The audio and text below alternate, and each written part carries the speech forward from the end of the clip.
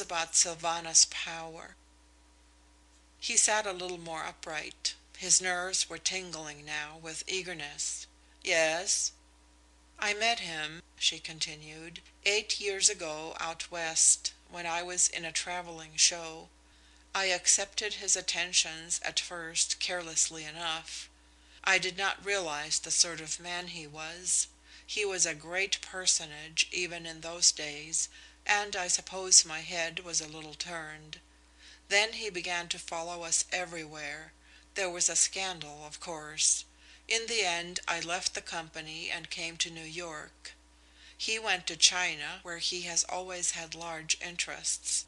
When I heard that he had sailed, I remember reading it in the paper, I could have sobbed with joy."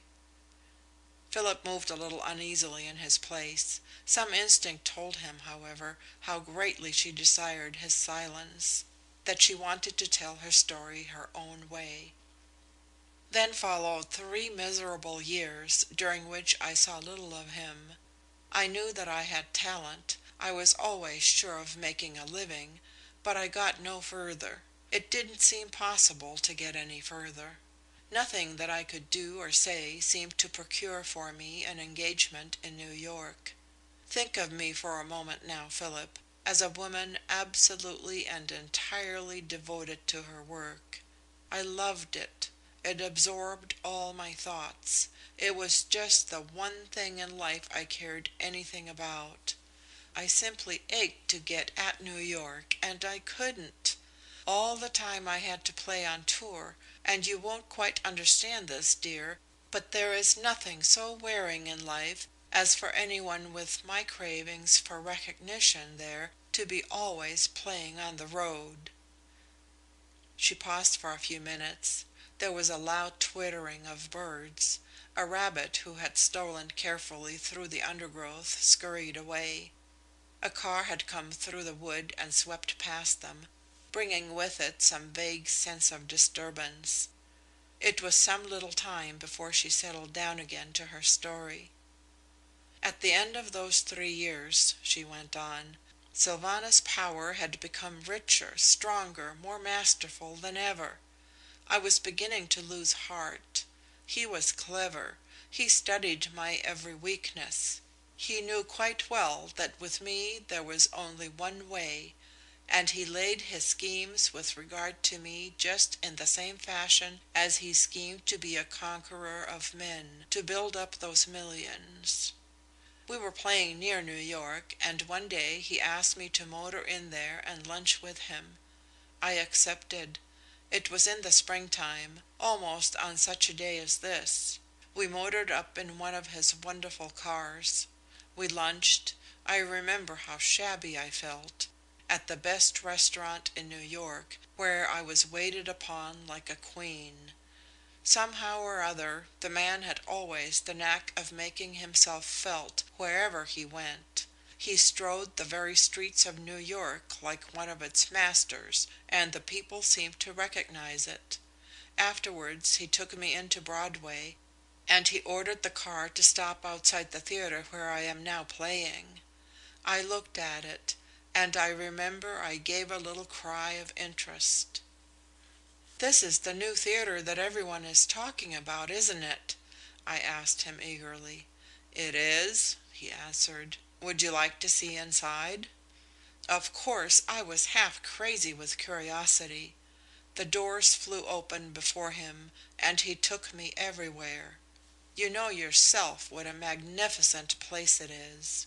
That marvelous stage, the auditorium all in dark green satin, the seats like armchairs, the dressing rooms like boudoirs, the wonderful spaciousness of it. It took my breath away. I had never imagined such splendor. When we had finished looking over the whole building, I clutched his arm. 'I can't believe that it isn't some sort of fairy palace,' I exclaimed. 'And to think that no one knows who owns the place or when it is going to be opened.' 'I'll tell you all about that,' he answered. 'I built it, I own it, and it will be open just when you accept my offer and play in it.' It all seemed too amazing. For a time I couldn't speak coherently. Then I remember thinking that whatever happened, whatever price I had to pay, I must stand upon the stage of that theatre and win. My lips were quite dry. His great voice seemed to have faded into a whisper. "Your offer?" I repeated. "Yourself," he answered gruffly. There was a silence which seemed to Philip interminable. All the magic of the place had passed away. Its music seemed no longer to be singing happiness into his heart. Then at last he realized that she was waiting for him to speak. "He wanted to marry you?" he faltered. "He had a wife already." Splash! John was throwing stones into the lake, a pastime of which he was getting a little tired.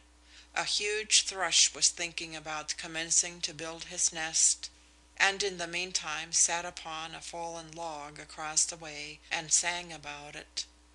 A little tree-climbing bird ran round and round the trunk of the nearest elm, staring at them every time he appeared with his tiny black eyes.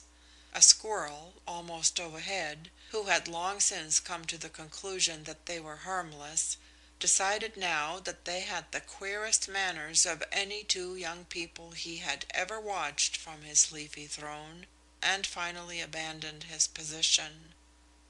Elizabeth had been staring down the road ever since the last words had passed her lips. She turned at last and looked at her companion. He was once more the refugee, the half-starved man flying from horrors greater even than he had known. She began to tremble.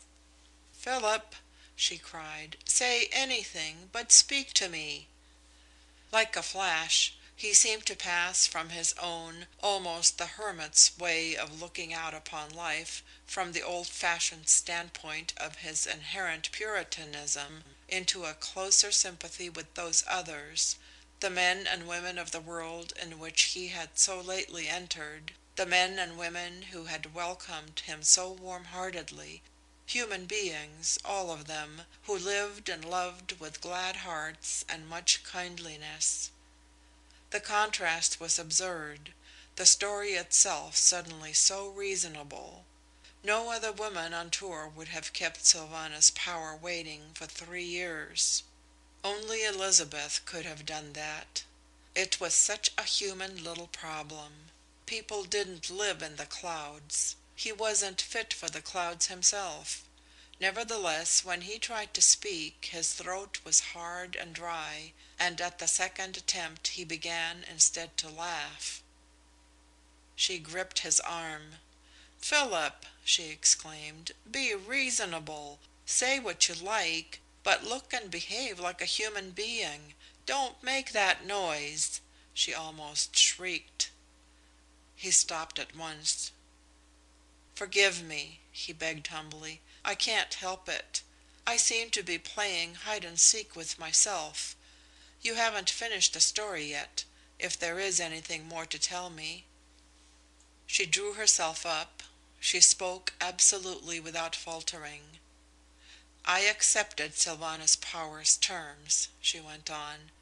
"He placed large sums of money in Fink's hands to run the theatre. There was a wonderful opening. You were not interested then, or you might have heard of it. I produced a new play of Clyde Fitch's. It was a great triumph. The house was packed. Sylvanus Power sat in his box. It was to be his night. Through it all I fought like a woman in a nightmare. I didn't know what it meant. I knew hundreds of women who had done in a small way what I was prepared to do magnificently. In all my acquaintance I think that I scarcely knew one who would have refused to do what I was doing. And all the time I was in a state of fierce revolt.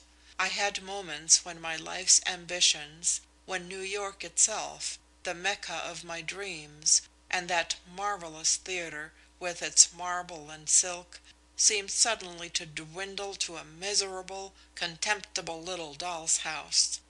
And then